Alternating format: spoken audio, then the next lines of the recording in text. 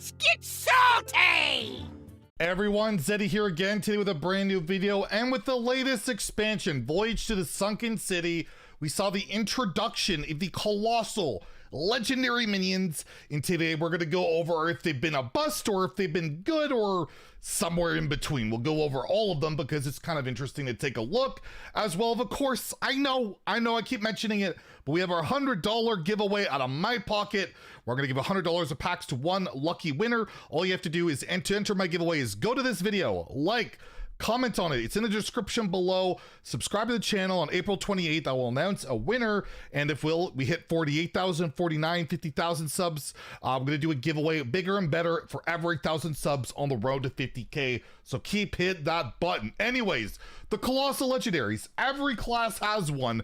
And well, how have they been performing? Well, what is a Colossal Legendary? In case you don't know, well, Colossal, example, Zylag of the Abyss, if it says Colossal +4, it gets 4 stocks, which are 2 mana 1/2 demons. At end of your turn, deal 1 damage to a random enemy. Each Colossal does its own unique thing, and they're really cool. They're across a bunch of bodies. They look spectacular, and well, how they've been playing out. And yes, every class has one, including Druid, which I haven't even crafted golden yet. What am I doing? Let's do that. YouTube exclusive. Let's make me waste some dust. We're gonna get a golden Kolak that I'll probably never put in a deck. But regardless, I got a golden, but yes, every class has one. And we're gonna go through which of them is the best of the best and then the worst of the worst using Aegis replay numbers. I don't have the priest one.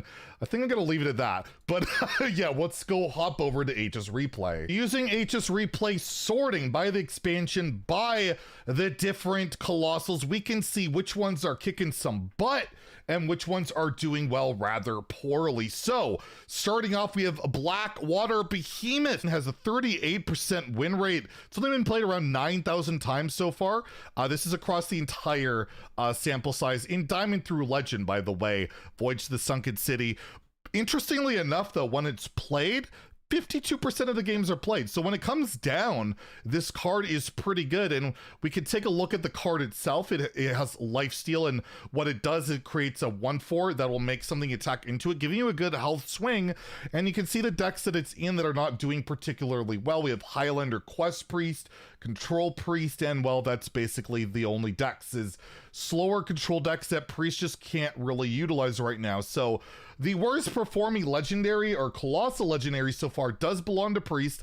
Not a big surprise, honestly. It's expensive and Priest is not doing great, but you can see itself, the card itself doesn't seem to be doing so badly. Ambassador Phelan, not actually Colossal Legendary, puts Colossals into your deck. And then we have Zylag of the Abyss. This is probably, I would say, the worst one of the bunch, and I rated it quite highly. What a surprise. The Demon Hunter Colossal, we took a look as an example earlier in the video, has appeared in a few decks, particularly Death Rattle Demon Hunter, which not very solid, as well as a Big Demon Hunter and Fell Demon Hunter, all of which are struggling to work. And every time I've seen this card come down, the damage just isn't enough. You get 4 damage on turn 7.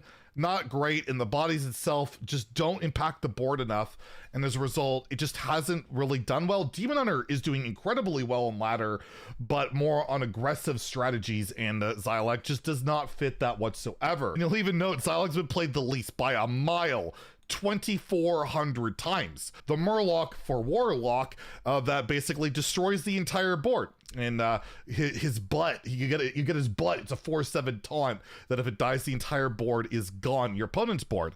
And it's appeared basically in Murloc Warlock, but this card isn't really aggressive. It's expensive, and the only way to cheat it out, at least in standard, is that one dredge card, 4 mana 4/4 card, and this needs to be in the bottom of your deck. Has to be in the final 3 cards for that to work out, and that's not very easy to manipulate. And yeah, Murloc Warlock has been doing okay, not really good enough to elevate this card to where it's doing really well. Next, we have Kolak, the one I just crafted golden. The next worst, why did I craft this golden? Because I'm an idiot. Anyways, 7 mana 6/5 Colossal Legendary. It's part, basically you'll gain armor for it.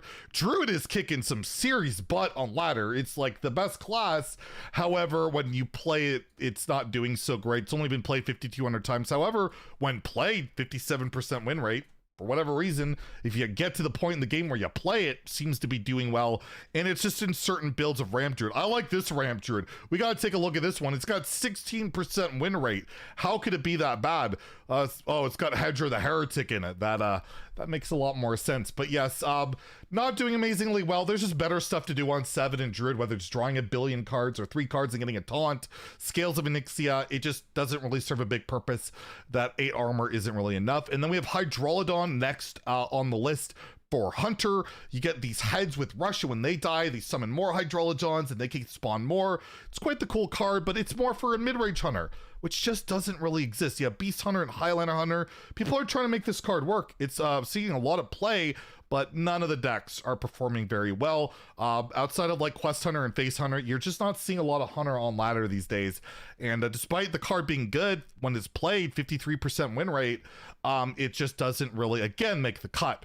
Shaman has Glug the Gulper, 7 mana, 3/5 Colossal. Really cool. You've seen it in like, I think Kibler's had success with it in like whole board burn Shaman. That's where it's popped up and it's done pretty well. I can see these decks all have positive win rates, and as a result, Glug over 50% overall. When played, he seems to be actually dragging the decks down.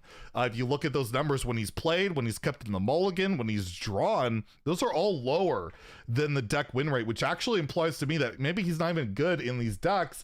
However, doing well enough that I would give him a marginal thumbs up. However, the next 4 Colossals are all kick butt. We got Krabatoa for Rogue. You get the Claws that give you weapons. So the Claws have Rush and the Claws have weapons that can go face.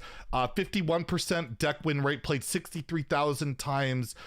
Just goes into whatever deck. He's just really good. He's great tempo. He's damage. You can put him in Pirate Rogue. We got to see Quest Rogue here. Solid card. And Pirate Rogue's the main archetype that's working for Rogue right now in Standard and slots in really well. The Leviathan, arguably, I think the best Colossal overall, played 100,000 times already. 52% deck win rate, played win rate 56%. So when it comes down, it does really well. You get to dredge, you get to attack, and it goes into control pally, goes into mech paladin. You can play a Highlander paladin. It goes into any paladin you want. Really good card and performing really well. Gaia the Tectonic, basically one trick pony. It's a mech mage, but mech mage is pretty good across all ranks. Deck win rate 54% when it's played, 57% because it's a really good finisher. And again, if you take a look, I think it'll basically be all mech mages. But yeah, it's a mech. It works really well with mechs and it makes a lot of sense. It summons, by the way, claws. Or not claws, like these little gears that come out of his hands and deal 1 damage to all enemies. Pretty cool. And then lastly, of course, the pirate one. The pirate one, of course, it's the best. Nelly!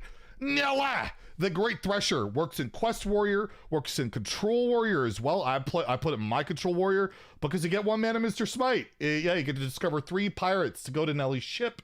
They all cost 1 mana, and yeah, Mr. Smite, 1 mana pirates, really busted. And if you take a look, Nelly, when played, 60% win rate because it's such a good finisher that way. 57% deck win rate. So we take a look, about half of the Colossals are doing well, half of them not so well. But if you look at it, you look at them, they're just kind of dragged down by the decks not being that great, by the classes having flaws. Overall, the Colossals have kicked some ass. They've been really good cards, and I will expect to see others do well later on as their respective classes get better, whether it be a Priest with the Blackwater Behemoth or Warlock with the Gigafin. They're good cards.